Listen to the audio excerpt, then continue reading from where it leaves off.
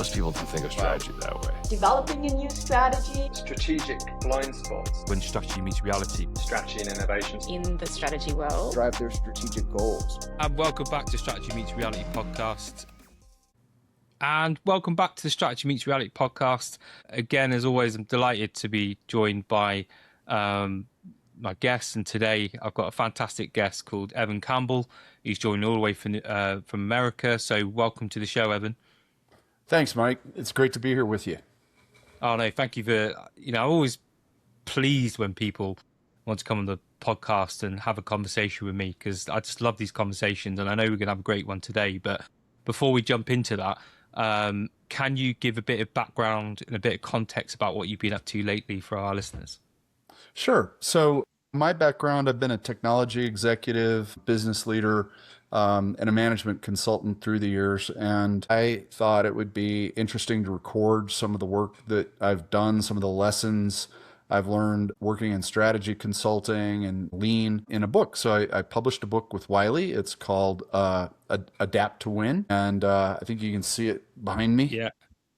Yeah. So I've been talking with people about strategy. I've been enjoying, I think what's unusual about the book, Mike, is that there are a lot of strategy books out there, a lot of wonderful strategy books. Most of them are about advice on how to conceptualize your strategy, how to develop and express your strategy. It's really strategy development. And one of the reasons I'm excited to be on with you is you and I have both had the experience of encountering organizations who had actually developed good strategies, often in concert with expensive premier consulting companies that we all know, and really struggled to implement it. And so my focus, and in many ways yours in strategy, has been helping organizations develop the capability to really realize that strategy that they've developed.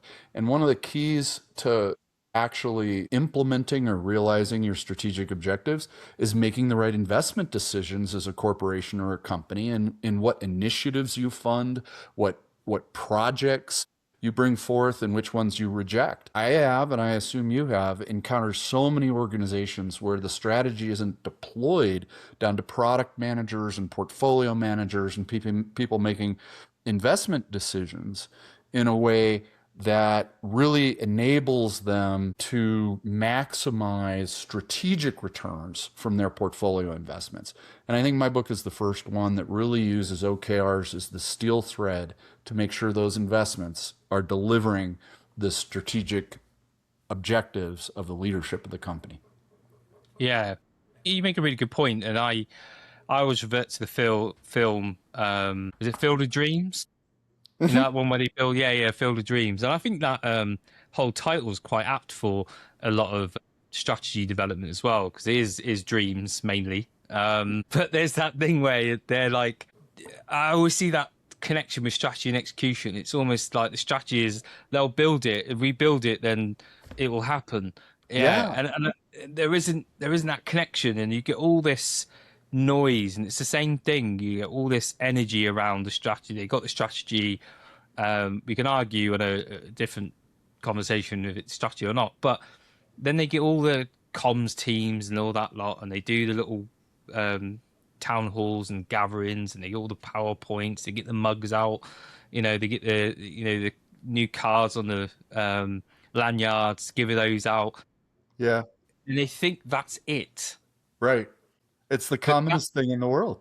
Yeah. It's crazy. I mean, if all the CEOs that I've spoken to who said, our fancy, we spent $4 million for this fancy consulting company. They left 2 years ago. My board of directors thinks that we're executing, that they loved the strategy. They loved the PowerPoint deck and the videos. And they think we're actually executing it. And I'm really starting to get nervous because, we just did the employee engagement survey and nobody in the company knows what the hell they're supposed to be working on. And I've sent out all the emails. We printed all the mugs. We did all of the town halls. And sometimes they're mad. Like it's the employee's fault that all of the noise and the chaos is producing what I call strategy decay. Strategy decay and inertia have to be overcome deliberately with force, with an investment of energy for the strategic objectives of the company to remain clear so that employees can focus and align around the work that matters. Different organizations have a different level of strategy decay and a different level of inertia that must be overcome. I mean, large banks, insurance companies, very traditional large organizations with many vertical layers of hierarchy. Man, those places are really hard to deploy a strategy with clarity that enables the employees to really understand and focus on it. And it requires constant investment of energy and tracking and interceding when these employees go off the rails, which, you know, that's overcoming strategy decay. That's making sure that the signal to noise ratio of the strategy versus the whirlwind and the chaos and the pipeline and all of the emergent, you know, things that are happening in the company, that signal stays clear above the noise.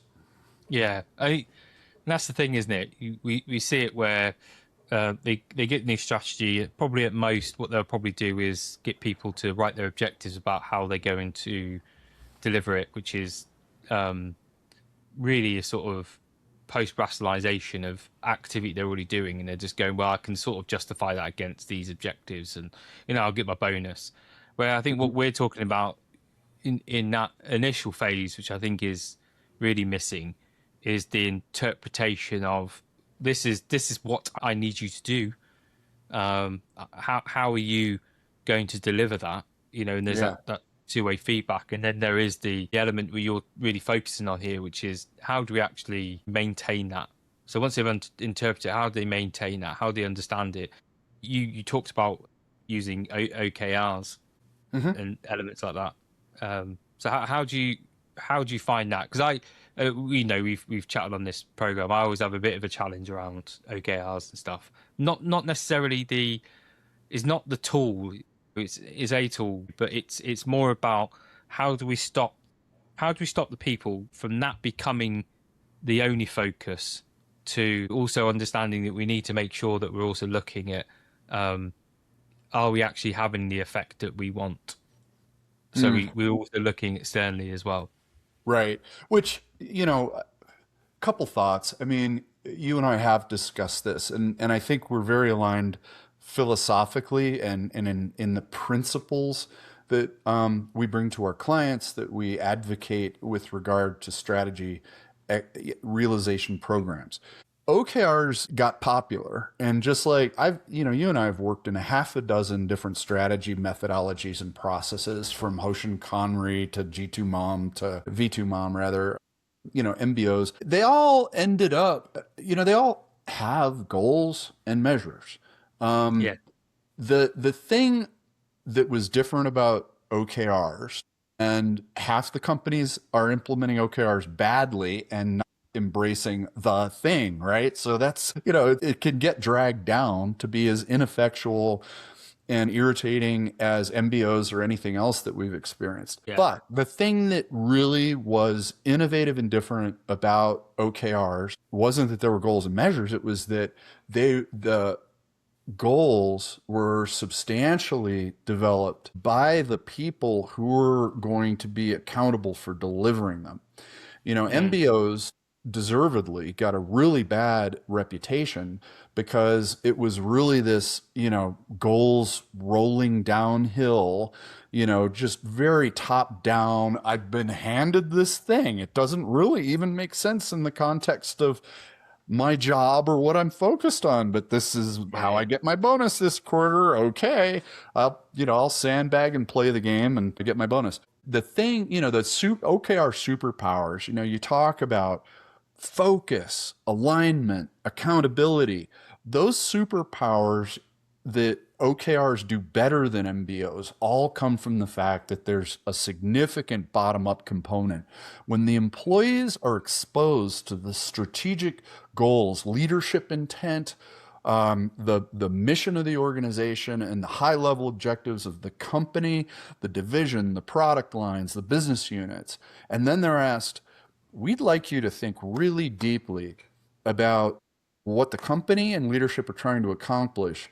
And given your passions, your skills, your ability, and your role in the organization, we'd like to hear what you think your objectives should be that would best support or ladder up to the corporate objectives.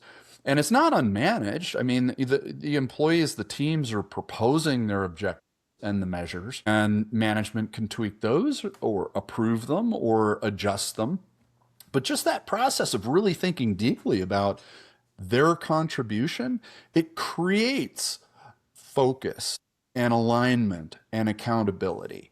And that's, you can absolutely run an OKR program just like it was MBOs and way too many people do, and you lose all the benefits of it.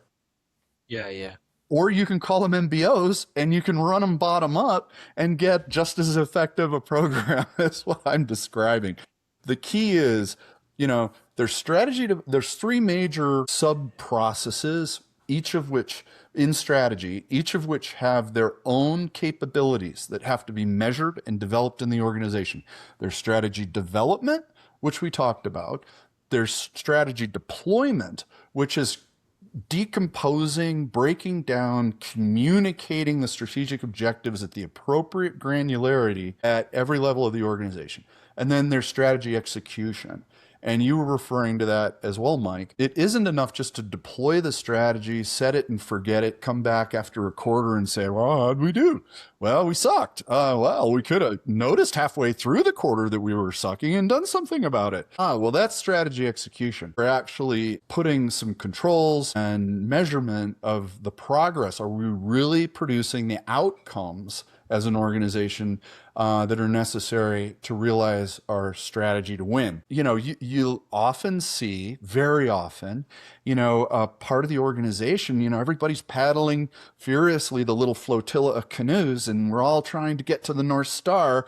And then we notice, oh my gosh, these three little canoes are paddling furiously with all the enthusiasm in the world straight into the rocks, and they're going to die. So, we've got to intercede, get them back on track, and strategy execution processes let us do that. Yeah, there's a lot to unpack there. Some really good things that we need to really focus on, and I think the first one is the ownership of people from the organizations, because they're the ones that have to deliver it, and as soon as you remove agency from them, you move any sort of idea that they're ever going to adapt to changing circumstances, because things will change. So they must own it. So they must understand what is it that you're asking them to achieve. And of course, they're closer to their situation, they're closer to their people, they're closer to the resources they have. And it's that two-way conversation going, right, I've understood what you want, and this is how I think we can best achieve what you're after, which I think is a really important part.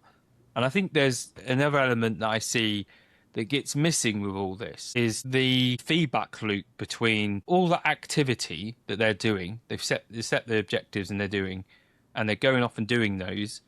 Are those things actually achieving like you said earlier, the outcome or the effect that we needed to happen? Because we could do a lot of activity. It just may not achieve the effect that we wanted because things have changed, or our hypothesis was slightly off. And then the other one is that given how things are changing and how we're interacting through our activity with the external environment, is our strategy still valid for what we thought it was? And I think it's that those things are my concern that doesn't happen. And then this is where I get the sort of the view of activities like OKRs, because then I just see it as people are not doing the whole thing. They're just doing a lot of objectives just to try and make it look like they've got some sort of control going on. Well, yeah, I mean, there are a million ways you can do it wrong.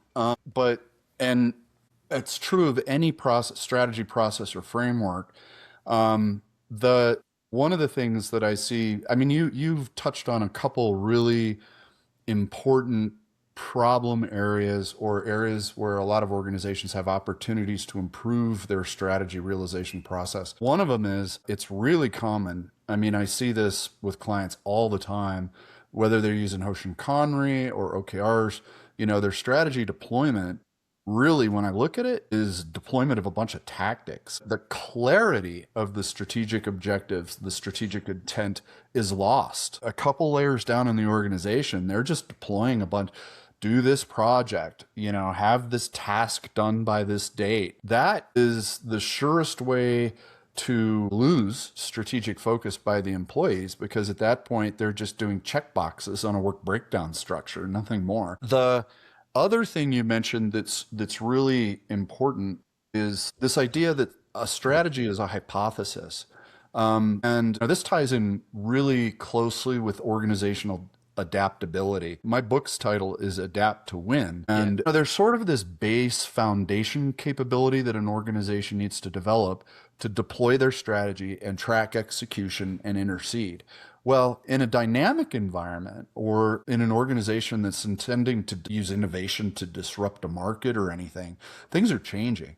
And strategic adaptability is one of the most powerful differentiators that an organization can use to compete and win. That adaptability comes from recognizing that the strategy is a theory and being willing to continually assess whether the strategic outcomes that we're producing from our program are leading to the impacts in terms of realizing our mission that the organization and leadership intend. And this ability to sense disruption or an opportunity, quickly develop a strategic response, deploy that new response, and then witness in the strategy execution process that something's changed. The employees are focused on different work. We've rejiggered our portfolio investments. We've discontinued or reallocated funds from some initiatives to others. That's strategic adaptability, and that's a competitive advantage that's almost insurmountable if you master it. Yeah, and that requires great sort of integration between the different parts, because we've known, in the organizations that we worked for, that as soon as something changes, everyone gets defensive over their budgets. Yeah, because they're just like, I need to hold on to this because I may need it for something, and that's it. And the thing is, we want to, and we always talk about, we need to provide all the component parts of your organizations with the decision rights, the resources that they need to be able to make those adaptations we're asking for. But we also need to be able to integrate it all, so that if we need to move resources around because things have changed and our main effort is now focused over there, that can happen smoothly without it needing to be this almighty battle for drawing the lines of sharing anything across your functional boundaries. Yeah. One of the fun questions, one of the first questions, especially in an engagement where I'm really focused on enterprise portfolio management and investment decision making, one of the first questions I like to ask is, well, tell me about the projects you killed in the last half, in the last half a year. Tell me about the initiatives you defunded and how you reallocated those funds to promising new emergent investment opportunities that popped up mid-year. And it's maybe not to you shocking, but it's disappointing to hear in many, many cases, maybe more often than not, we really struggle with killing projects around here. Zombie projects just hang around until the budget is gone.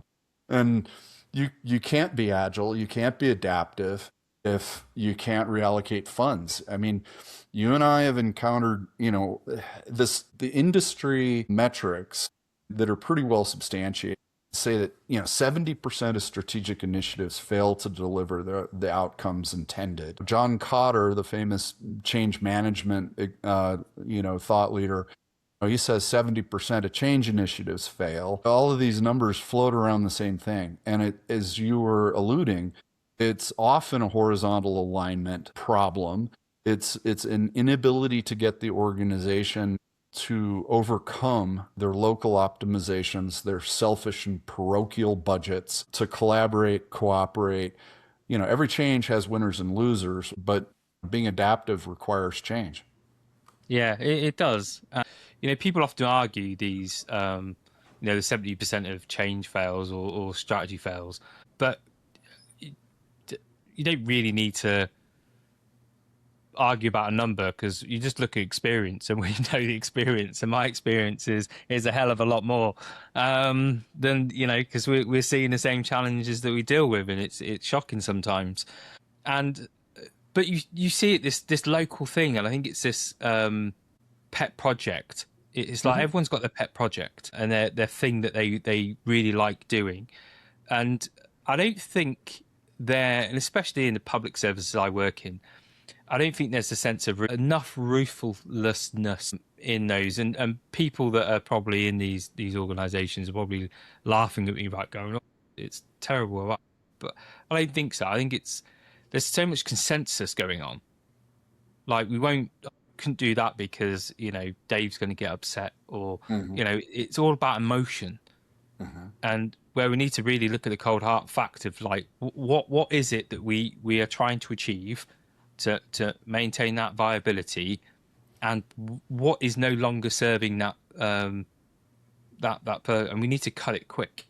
And this is not, and I'm not advocating at any point in this thing, I'll just make very clear to people, I'm not on about cutting people at all. Oh, no, I'm a big advocate of agility. Yeah, but I want to focus that resource that we have onto actually achieving something, rather than wasting energy on stuff that is just not going to keep us viable. I love what you said about organizations avoiding conflict, or hurting somebody's feelings or taking their pet budget. One of the things I encounter a whole lot is, as I have made clear, I'm usually not really working on the development of the strategy. Oftentimes that's been done and done well enough. The trouble is, we have a strategy. How do we make it our reality? That's where I prefer to focus. Yeah. Kind of cleaning up after the white shoe consultancies, or following them up and enabling the good work that they have done, not competing with them. And the first, conversations, the CEO or the chief strategy officer, well, we did the strategy. We've got a mission and vision. We've got these high level objectives, having a really hard time figuring out what to do now. But the senior executives, we're really aligned. The senior executives, we're all on the same sheet of music. We just need to figure out how to get the rest of the org dancing in tune. And so, you show up, you're in the boardroom, with all the senior executives, the GMs of the divisions and the heads of the products and all the functions. And man, you just scratch that thin veneer of consensus just a little bit. You ask some of these classic questions, these clarifying questions. Well, where do we play? And how do we win? And who's our biggest competitor? And which of these market segments are most strategic for us to focus on? And instantly it falls apart. And they've been operating with this sort of warm, fuzzy, vague, good feeling that everybody's happy and signing off. Well, they haven't had to make any of the trade-off decisions. Strategic focus is as much about deciding what you're not going to do. And if the executives haven't confronted some tough decisions about which of their precious babies aren't going to live, aren't going to be invested in, aren't going to be supported, that's all superficial. And so you got to cut, your strategy development work isn't done. You've got to get to that level of specificity, clarity that is going to allow a deployable strategy to move forward. And I have a theory, Mike, that, oftentimes there's this gap in strategic clarity between the top level corporate annual objectives and the work that the decisions that the product managers and investment portfolio managers are making day to day, where they have to make up their own objectives because there's this gap in clarity. I think a lot of that just comes from the unwillingness of the executive suite to confront the trade-offs. Oh, there is.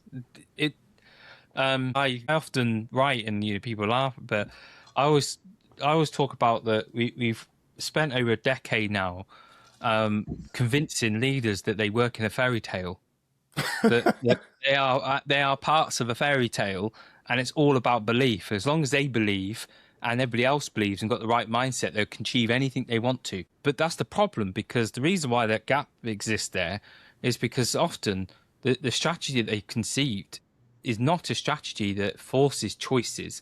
Like, we are going to focus our attention here. We are going to move in this. We're going to challenge these constraints. We're going to move here, and we're going to take this ground here before anyone else does. Mm-hmm. We don't do that. We don't keep it vague and open. And because we're not closing off options for ourselves, we're not, as I call it, binding. We're not binding. We're not closing those options to make us more focused. We leave them open, and then the organisation starts to fragment. They're the people on the paddle boats that you're talking about that are now going off, because we're not making up their own answers. Move there. Yeah. And we do things. I mean, there's a million ways that organizations aggravate this problem. Well, we've got 7 strategic pillars or strategic themes. There's nothing wrong with having. I'm actually a big fan of pillars or strategic themes. And if you really need 7, that's a lot. But the problem comes when every layer, every team has an OKR in every set in every pillar, So I've got 7 OKRs for this quarter. Should I be working on beating our key competitor in this market segment, or should I be making this a great place to work? Yes. Yeah. 1 or 2 at most, strip them down. Most organizations need to develop the muscle of focus much more than they need to do more things. Yes. And actually, to that point, you want to make a great place to work, get focus, and stop sandbagging people on crap. That'll normally work. But a clear thing is with that is the demand on the organization. So any strategy has a demand on the organization, and it doesn't. Not every part has demand equally. So if I'm going off to do this strategy, I know that I either don't have the capability, so I need to get that capability. So that's some sort of development that I need to do, change. Or I've got the capability, but is not doing the thing I need it to do now, so I need to change that and give it new direction. Right. Or I've got it all. That's fine, and they just need to crack on and keep rowing where they want to go. But the demand is going to have a focus on certain things. So for us to achieve the strategy, I need to do X, Y, and Z. X belongs to the operations function. Z, that's the sales team. You need to go do that. But the problem is we've got this thing where once we announce a strategy, it's for everyone. And I keep seeing this thing on LinkedIn. It breaks me. And I've mentioned this before, is that people go, disqualify a strategy is that if you've got a strategy and it doesn't include everyone in your organization, it's not strategy. What absolute crap. Your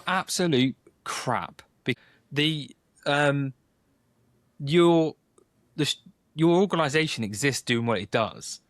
You're not suddenly changing everything for every strategy. Mm-hmm. You're always adapting parts of it, not the whole thing. If you're changing the whole thing, something has probably gone seriously wrong. Yeah. Well, I mean, there's keep the lights on stuff all the time, right? Yeah. And, I think depending on where the organization is and its life cycle, how dynamic an organization is, how competitive the marketplace is, and certainly the layer of the organization that we're addressing.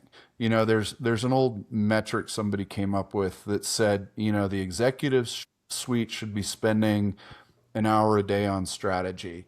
The directors should be spending an hour a week on strategy. The manager should, I'm not sure that's a particularly useful set of metrics, but the idea holds that there are people for whom the day is full of working tickets and, working tickets well.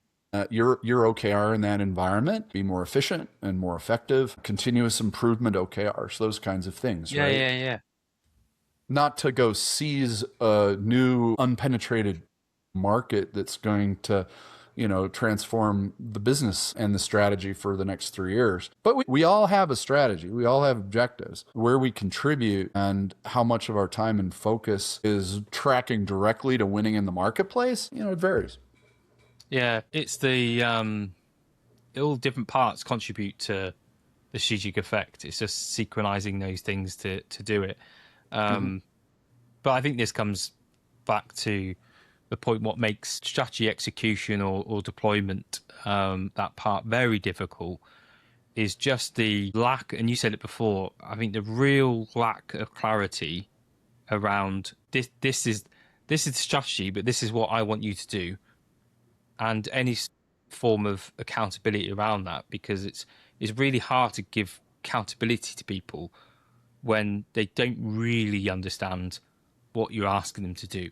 Well, yes, exactly. And I have felt, and we could explore why or not, part of it's my background, but I've had a lot of empathy for the pain that organizations who are not investing in strategy, deployment, and execution, the pain that they thrust, I've mentioned it a couple times, the product managers and the portfolio investment managers, they are in an impossible no-win situation because they're trying to serve the interests of really politically powerful people in the organization. You've got these sponsors who are the general managers, the head of product lines, the people that hold the P&Ls and run, the various functions.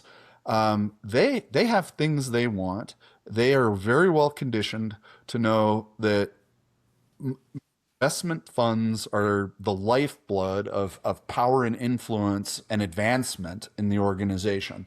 These are politically adept people. They've been rewarded for being aggressive and competing with one another to get resources. And so the poor product manager or portfolio manager is trying to make these trade-off decisions, assigning value. We'll talk portfolio. You've got this huge pool of initiative candidates. You've got unlimited demand for scarce resources.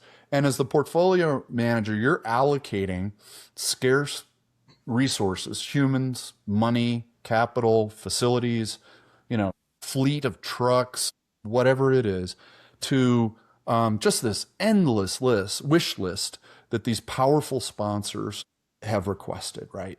So when you're trying to achieve, you should, as a portfolio manager, have a balanced portfolio of investments that are producing strategic benefits as well as simple financial returns.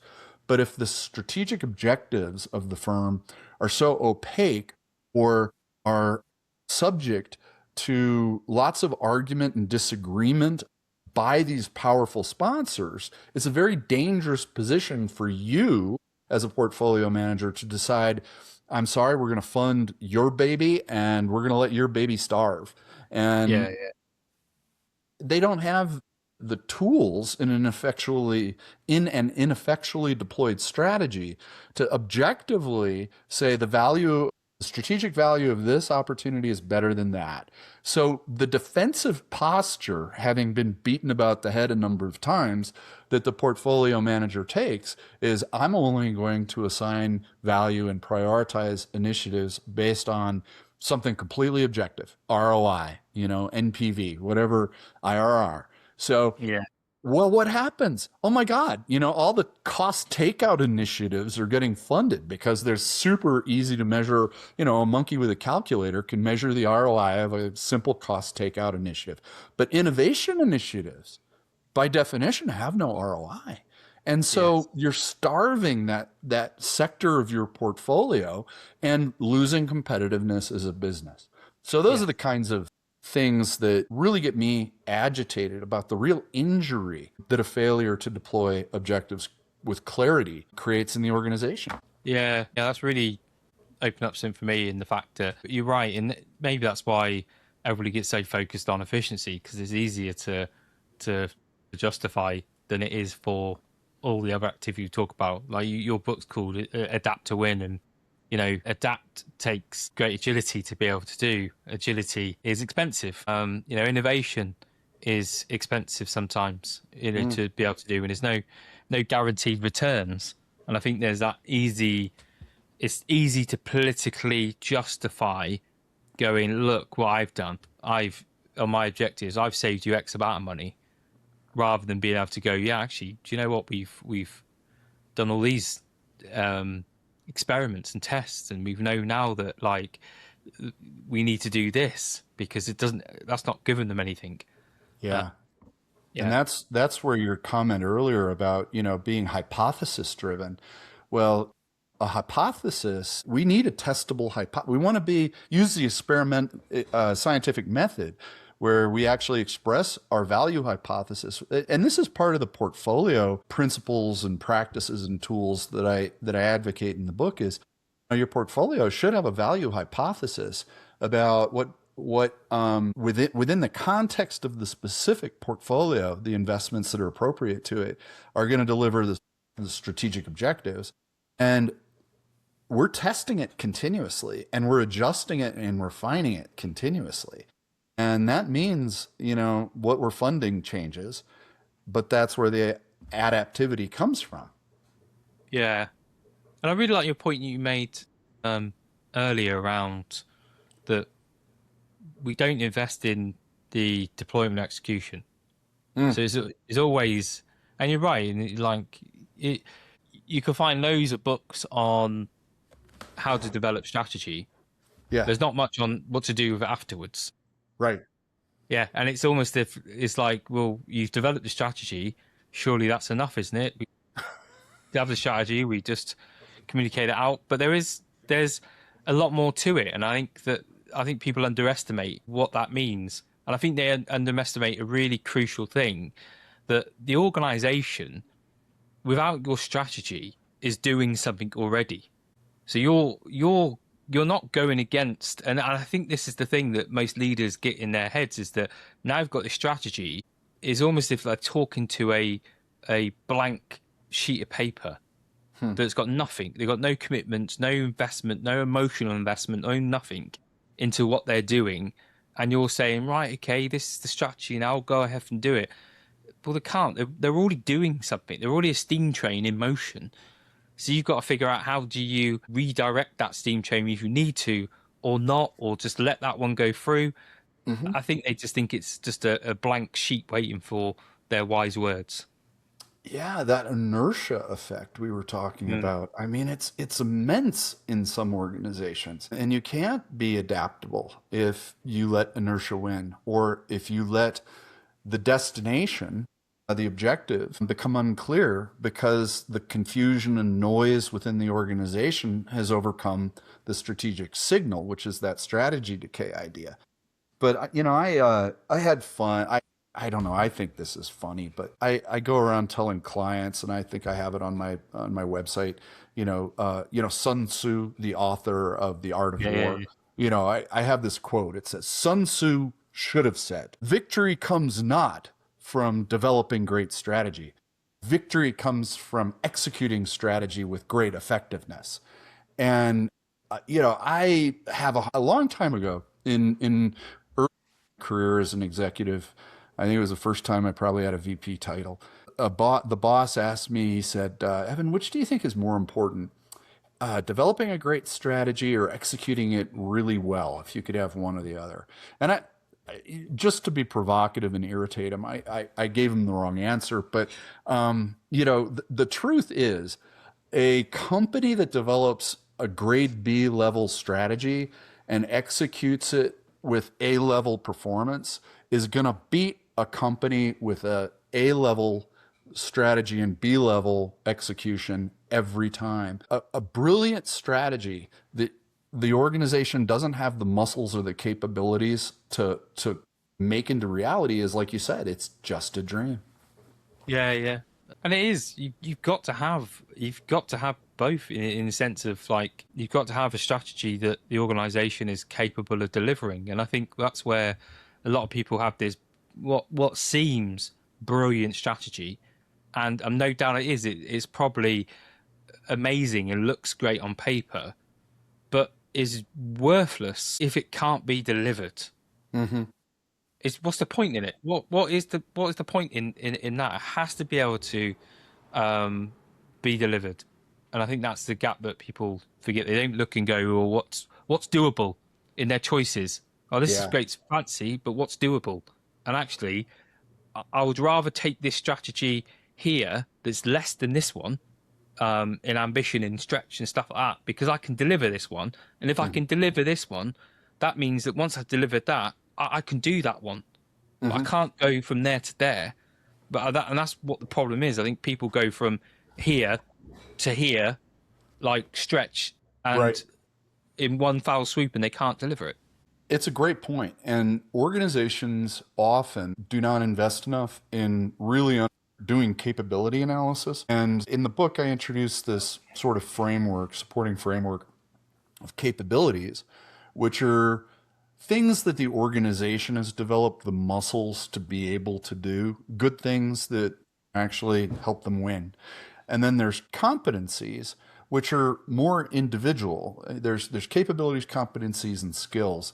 And competencies are things that the individual human beings that make up the organization actually collectively, and capabilities may include technology, facilities, capital projects that enable the organization to do things. But certainly the humans are an important part of it. And their competencies, their skills, their abilities, enable the capabilities of the organization. There's kind of two important things you said. One of them is that essentially the organization has to understand the gap between their strategic desires of the destination, the North Star that they're trying to achieve in a given horizon, and the organization's actual capability to deliver it. A key point in that area that I think is really important and overlooked even more often is organizations don't evaluate their own ability to realize their strategic objectives. And that's where strategy development, strategy deployment, and strategy execution actually have a set of organizational capabilities, and you have to select individuals who have the competencies in order to make anything happen. Yeah.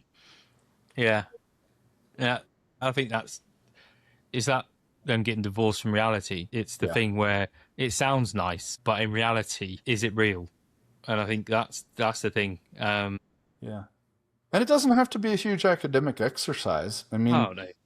you know, it's half the time just asking the question and talking, with the organizational leadership and management, and, just tracking how quickly the organization can execute change with intention. One of the best things you can do as an organization just to get a sense of your capabilities around strategy are just some really simple pulse surveys of the kind of thing you'd ask an employee in the elevator. Who's our biggest competitor? What are the keys to winning? And the studies are clear and objective in this area, Mike.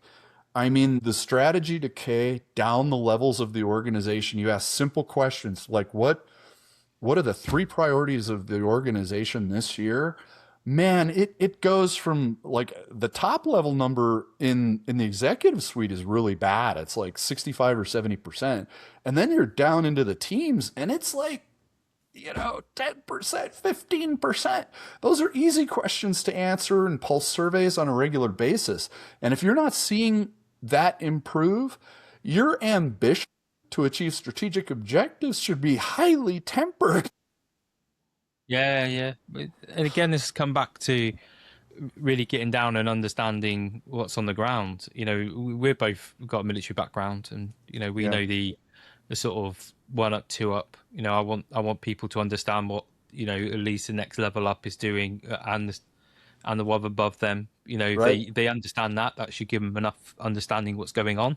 But we just need to make sure that intent is bright. And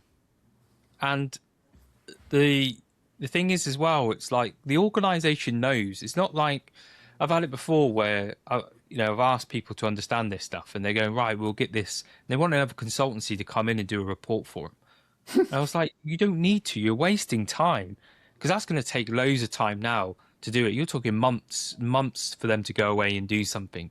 You have the answers in your organization. I said, I can ask this question now. Like, what's the last major project you did, and how quick did that take you to do compared to what you expected to do? And they always say, oh yeah, we're quite slow then. Oh, okay, yes. How's that relative to all the other ones? Oh yeah, we're quite slow. Oh, so you probably work on a sort of continuous improvement level of change. Is that effective for what you need to do? No, we need to actually, improve our tempo. Okay, cool. There you go. It's obvious. You didn't need, a full report to understand that. And you just ask these questions of themselves and of the organization, and you pretty much start getting a fingertip feel of where you are. Yeah. And along that theme, how many times have you been sitting with a CEO or a chief strategy officer and they're telling you how difficult it is or how frustrated they are that they're not making progress on their strategy? And you ask the question, well, who's really accountable for realizing the strategy? You get a lot of hemming and hawing. Well, that's not really my thing, man. I mean, I worked with so and so, the big consultancy, and we came up with this brilliant strategy, and now it's just, like the gnomes are supposed to make it happen magically, Yeah. at night somehow. And it's like the CEO disavows the responsibility. The chief strategy officer says, no, man, I'm on an ivory tower thinking big thoughts. I can't get my hands dirty tracking projects, man. It's like, Yeah. you guys are screwed. If you don't have anybody accountable for actually making this, tracking that the strategy is happening, it's never going to happen. So what do we do? It's a classic change management problem. You don't have leadership engagement, and they're not investing, the leadership influence to make these things happen. Yeah, I agree. I would like to just go into an organization where the chief strategy officer is actually a strategy person and not a marketer. That'd be a good start. Um, I've seen a few good ones. They're out there, but the ivory tower thing I find it really hard to listen to that personally. yeah, it is. It's just ridiculous as well, and it's It's like like, that way of thinking actually is also a huge impediment to adaptability, right? I mean, the feedback loops that you have to have between execution, sensing opportunities and threats, and feeding that back into strategy development to adapt the strategy continuously. You can't have this waterfall handoff of responsibilities related to it. Has to be baked into the organizational DNA that we're always adapting the strategy and seeing the effect that it had when we made the decision. yeah, and with those, that feedback loops are crucial, and they're the things that aren't present because you ask about them. But the thing is, as well, it's like for us in our background, is that the what's unique about us, and people talk about the military, is that the feedback loop between decision and consequence is short, Mm-hmm. is very short, and we know And the about the stakes are consequence. high. The stakes are high, yeah. But when you get into that point and they divorce themselves of that, they make decisions because they know the feedback loop is so long, that Mm-hmm. they will probably never see or feel the consequences of their decision, because by the time it comes back around, they're probably moved on, or Mm-hmm. people have lost interest. So Right. they'll move on, which isn't a good place to be. You want to close that.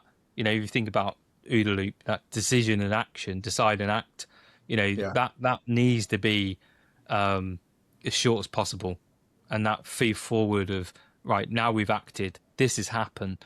That wants to be, you want to be close to that. That wants to be short as possible as well. I try Yeah, not to over rely on my military experience and metaphors with clients because you get you get diametric reactions. People yeah. either really engage with it or there are people who are really put off by it. And so the one aspect of military strategy that is so salient, especially in these organizations that are always deploying tactics, it's like you guys are Saddam Hussein's army. You know that, right? Like Yeah. you're telling your subordinate units to turn left at the tree, turn right at the rock, walk 17 steps down the hill, jump across the stream right here.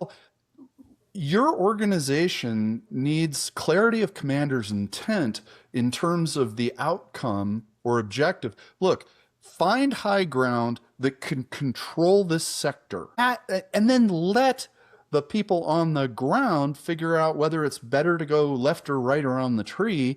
And oh gosh, the stream is swollen and we can't cross it, so we need to go across this ridge line. When Saddam Hussein's army lost the command and control chain, it was paralyzed.